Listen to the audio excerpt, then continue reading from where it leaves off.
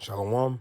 All praise, honor, and glory to Yahweh Bahasham, Yahweh Shai Bahasham, Ruach Yahweh being the name of the Heavenly Father, whom this world ignorantly calls God, the Holy One of Israel, in the name of his only begotten Son, Yahweh Shai, whom this world ignorantly calls Jesus Christ, and the Holy Spirit.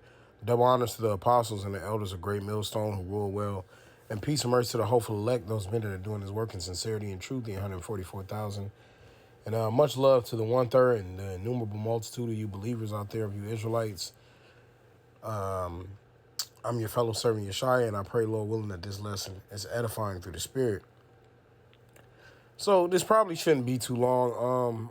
I have just only about 3 or 4 precepts that I want to get. Something that I was watching, I was out and about today, and I saw this came on the TV about Donald Trump. And actually, I tried to take a picture of it, but Jake couldn't really get a good pic. Actually, let me see what it said. This was, it was on MSNBC, all right? And the title of it had 2 women on the screen. It said, Trump continues to lash out at NATO. It says, Trump, I'll stay in NATO if they pay their fair share. All right, that's what I saw on the screen. I was like, oh, man, so it's getting real out here, okay? And now, is Donald Trump the president of the United States? No. Can Donald Trump just say, I'll get out of NATO? It's not as simple as that. But we know that according to prophecy, something's going to happen between the United States, the European Union, and NATO. We understand that through biblical prophecy. Okay. So I looked up. Let me see if I can go back to my article. I did look it up because we like to fact check around here. So I looked it up. This article today is March 21st. So this was March 19th, and this article is on Axios.com. It says Trump says he'll keep U.S. and NATO as long as everyone pays fair share. So he's talking like he's already president, number one, but also the next thing that came on the television was, it says Trump said the 2024 election will be rigged. He said that, and that don't mean he's saying it's not going to be rigged in his favor, but he mentioned that was the next thing they were going into. But the main thing is not the article itself, but I want to talk about how this plays in politics and how this plays in prophecy. All right. It says former President Trump said he would 100% keep the U.S. in NATO if he returns to the presidency, so long as European countries pay their fair share and play fair. Okay. It says why it matters. The presumptive GOP, which is the Republican Party, presidential nominee, has long been critical of the defensive alliance, leading to questions about whether he would try to pull the U.S. out if reelected. What he's saying, the United States should pay its fair share, not everybody else's fair share. Trump told Nigel Farage, the Brexit campaigner turned Trump ally, in an interview that aired Tuesday on GB News. It says Trump told the conservative UK News network that he believes the U.S. was paying 90% of NATO, calling it the most unfair thing, right? And so even if America is paying these funds, right? Let's hypothetically say that he's right. America is paying for 90% of things dealing with NATO. At the end of the day, maybe that's what they feel in order that the United States has to do in order to keep their part of keep their positioning. Because obviously they were paying that for a reason. Obviously, it was established for a reason. So that's just something that has to be kept into consideration. But nonetheless, the spirit that he's coming in is that of prophecy. My boy Nero. But let me see here, because I had a few things that I wanted to bring out on it. So obviously we understand through spirit what NATO is, but I wanted to get what I looked up a couple of things. So first I wrote, what happens if a NATO country is attacked? It says Article 5 of the treaty states if an armed attack occurs against one of the member states, it should be considered an attack against all the members. So if one person attacks a NATO member, that's an attack on all of them. But it says an other member shall assist the attacked member with armed forces if necessary. So if that person gets attacked, the other members are supposed to step in and are supposed to help, right? But what happens if a NATO member attacks a non-NATO member? NATO has no responsibility to respond to a NATO member attacking a non-NATO country. Article 5 limits the treaty to defensive wars. Okay? So basically, if America were kicked out of NATO and the other countries, NATO countries, start bombing on America, they have no allegiance with them anymore. They don't have to step in. All right? They're not going to come to their aid. Okay? So all of these things are important. So I got a couple other points I wanted to bring out. And I guess I have to say this one. Right? The point of NATO, obviously it was started through prophecy, through the Lord's will. Right? But NATO stands for North Atlantic Treaty Organization. And it was set up to be a means of a defensive mechanism because times during the Cold War, there were Russia and Soviet, they were trying to basically make a terms of defense, if you will, to be able to protect against nuclear arms, against military defense from larger and different countries and things like that. That was the main point of NATO being set up, right? Political and military opposition. Okay. So now let me see here. I would have been remiss to not get Revelation 17, right? This is Revelation 17, 13. I'm going to read 13 through 16. It says, these have one mind and shall give their power and strength unto the beast. Obviously you can't, when you go into these things, the beast is referring to what started as the European Union, but NATO is a part of that, right? European Union and which was started as the EEC. Okay. It says, and they're going to have one mind, right? And they're going to ultimately come up against the United States of America. So this is only prophecy taking place. So when he's saying these things, can you imagine saying this to your people who you're supposed to be your allies? Hey, man, if y'all don't start doing what y'all got to do and paying more, we pulling out. We getting out of here. All right? Something that's been established for a long-standing time. It says, these shall make war with the Lamb, right? They're going to try to fight against Yahushua. And the Lamb shall overcome them, for he is the Lord of lords and King of kings. And they that are with him are called and chosen and faithful, right? So they're going to try to make war with Yahushua, but to no avail. They're going to be destroyed. And the Lord's going to win. The angels are going to win. The elect of the nation of Israel are going to win. All right? It says, and he saith unto me, the waters which thou sawest, where the whore sitteth, which is America, are peoples and multitudes and nations and tongues, right? So America is ultimately going to be slated to get destroyed.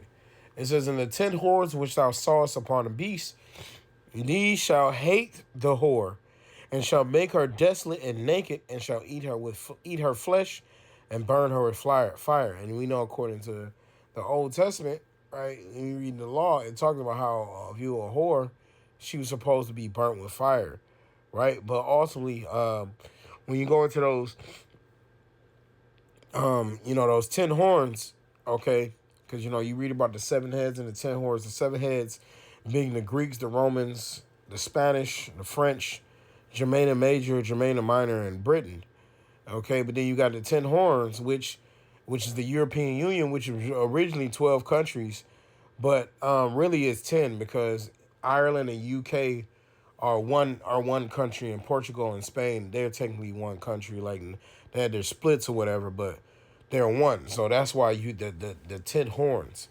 Okay. So we know that this is going to create a surmountable fall for America, right? It says, these shall hate the whore. So America is going to start to say and do things that are contrary to their goals, that are contrary to their aim. Okay.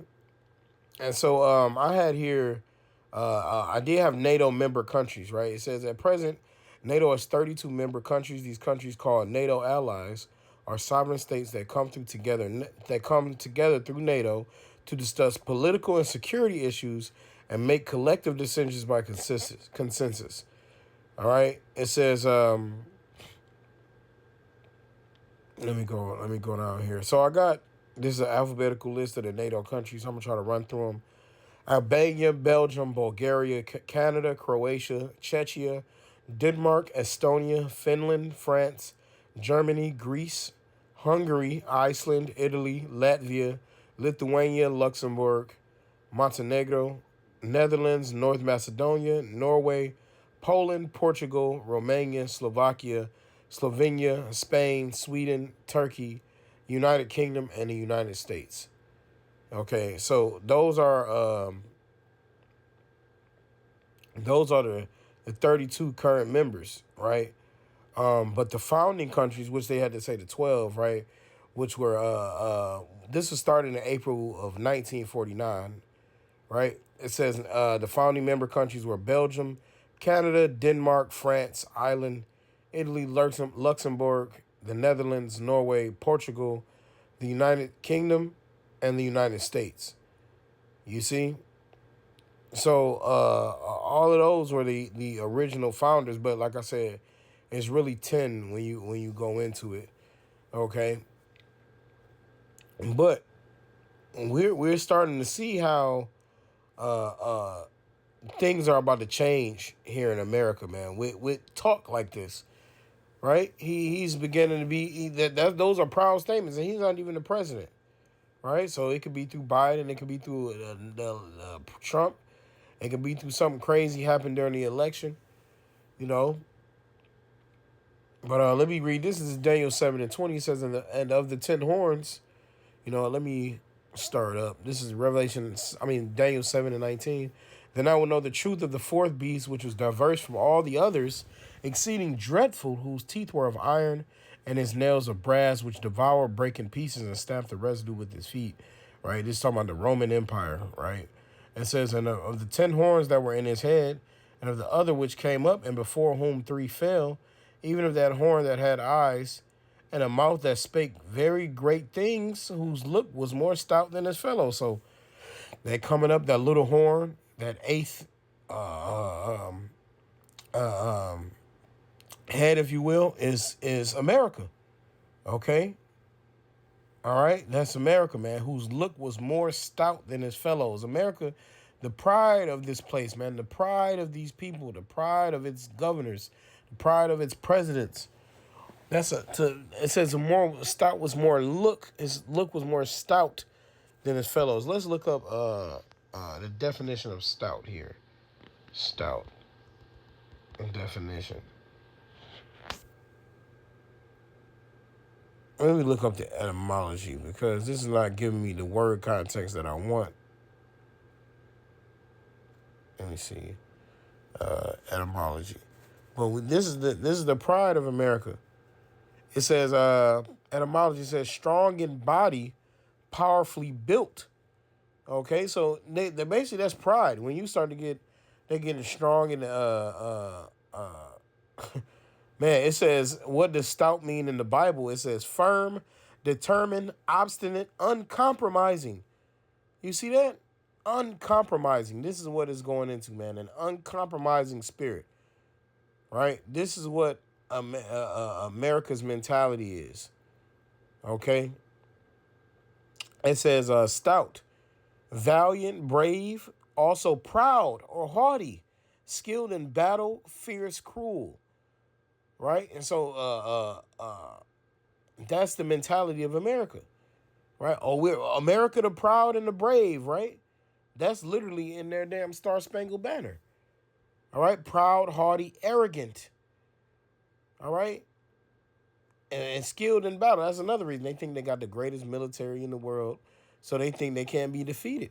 But hey, these countries, the EU and the NATO, they're about to start showing America that they're without America, they're useless ultimately. Okay? Let me see, because I had looked up something. Oh, let me look. I had this one. This is moderndiplomacy.eu, What happens if Donald Trump pulls America out of NATO? And I want to say, he can't just become the president and say, hey, we're out of NATO. It doesn't work like that. It's still a governmental checks and balances system. The House and the Senate will have to agree upon it. But hey, through the Spirit, the Lord might have them approve it. You know?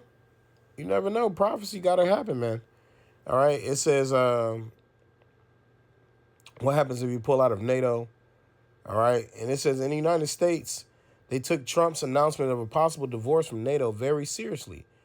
This is what the National Interest magazine writes. America alone won't be a superpower.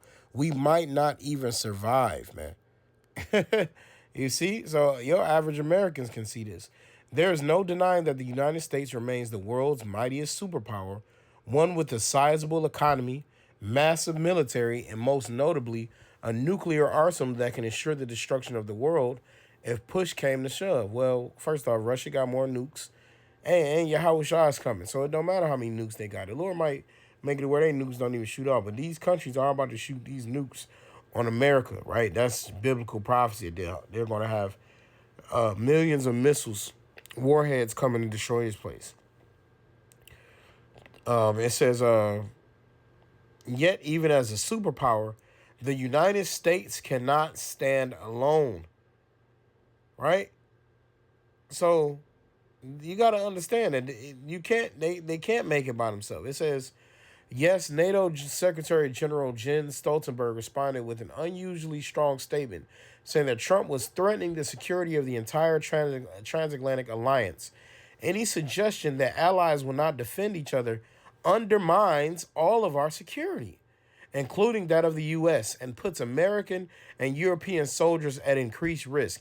Can you imagine that? You like, oh, we in war times, and you got 32 people, and one of them, which holds the most, got the biggest military, got the most money, and it's supposed to be the biggest one to say, nah, I ain't riding with y'all. You know how like offensive that is? It's like, damn, like your positioning on winning this war just became decreased by 50% just because this is supposed to be the guy to be able what you were gonna call on to assist you financially, militarily, and be able to back you up. But now you're threatening our mainframe, all of this groundwork that we've laid out to be able to support each other. That shows weakness to the other countries like Russia and China. That shows weakness. That shows, oh, they're not really even together over there, so we can just attack, and they're not going to do anything. So that's why the Lord has these coming out, right, where he says that the beast is going to hate the whore, man, because, that stout look on America, man, okay? It says, Revelation 17:17, for the Most High put in their hearts to fulfill his will and to agree and give their kingdom unto the beast, unto the words of the Most High shall be fulfilled, right? The Lord's words are going to be fulfilled. I have one more precept. This is Obadiah 1:1. It says, the vision of Obadiah, thus said the Lord power concerning Edom, right? The main house of Edom. Edom, they're Edomites all over the world, the so-called white nation. But the main house of Edom right now, right, the superpower, the hegemony, is America. It says, we have heard a rumor from the Lord Yahweh, and an ambassador is sent among the heathen. Arise ye and let us rise up against her in battle. Behold, I've made thee small among the heathen, right? Edomites are a small nation in comparison to the rest of the other heathen. Thou art greatly despised, right? So really, America is the one that's greatly despised. Edomites are really despised everywhere, but all of these countries are despising America. And do you think that's not frustrating them even more to be able to say, hey, man, this country isn't here to support us, so why are they even a part of our organization? So he's making them turn their backs on America when they're going to realize you're not going to have any help. Now they got men coming in as caterpillars. You got all of these foreign invaders. You got these so-called immigrants coming in. All of these people coming in trying to overthrow and destroy America, man. All right? And they're using all these different attacks to do it. So if you think that these so-called allied countries not doing something to get their piece in too, that's going to piss them off. That's pissing them off. All America is doing is upsetting the world, right? But this is biblical prophecy for they shall hate the whore. And they're going to burn her. How are they going to burn her? right? They're not going to throw her in a house fire. They're going to send thermonuclear missiles, right, to destroy America off the face of the earth. That's what's going to happen. So, hey, I pray, Lord willing, that this lesson was edifying. I want to give all the praise, all the honor, and all the glory to Yahweh, Bahasham, Yahweh Shai, Bahasham, Chakodash. Double honors to the apostles and the elders of Great Millstone who rule well. And peace and mercy to the elect. Until next time, Shalom.